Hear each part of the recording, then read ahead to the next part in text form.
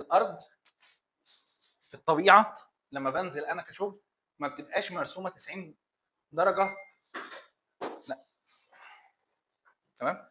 انا مش بشوف الارض كده خالص، تمام. دي بتبقى احنا في صحراء، احنا في كومباوند، احنا في فيلا بس مديك السور الخارجي، السور نفسه مشطور، يعني ممكن كتير قوي تبقى كده، كتير قوي تبقى واخده كيرف.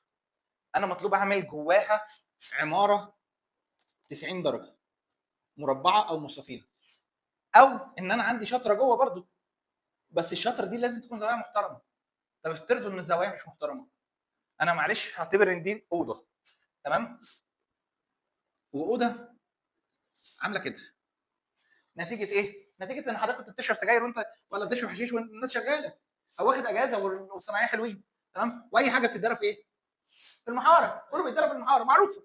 حلو، هاجي احط البورسلين بتاعي او السيراميك بتاعي، ويعني حقكم عليا لو انا يعني خطي عظيم شويه، ده مربع وده مربع وده مربع وده مربع، جت هنا الغلاء بقى شكلها ايه؟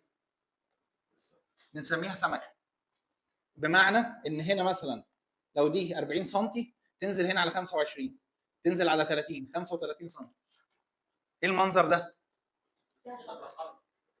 منظر عيله. ما احنا متفقين مرحله متبهدله، منظر عيله، ما يصحش ان حضرتك انا جايبك ليه تشتغل، تمام. سيبك بقى من السيراميك لان السيراميك ده اقل حاجه، هو الحاجه الوحيده اللي انت هتشوفها قبل ما تمشي، لكن اللي هتشوفه بعد ما تمشي ده عاوز الناس يعيك. ليه؟ لان حضرته جاب دولاب، الدولاب ده مستطيل، نام هنا وهنا وهنا، علاقه الدولاب بالسرير اللي هنا ومظبوط، بقى في سمكه. بقى هنا لو كان ينفع في التصميم بتاعه يعدي بني ادم 60 سم او اكتر، هنا ما يعديش بني ادم. الست وهي حامل دعاويها عليك برضه، فانت وانت مروح وبتشوف مآسي في حياتك ولا عربيتك بتتخبط، دي دعاوى بني ادمين انت اثرت في حقهم، تمام. حد فاهم حاجه؟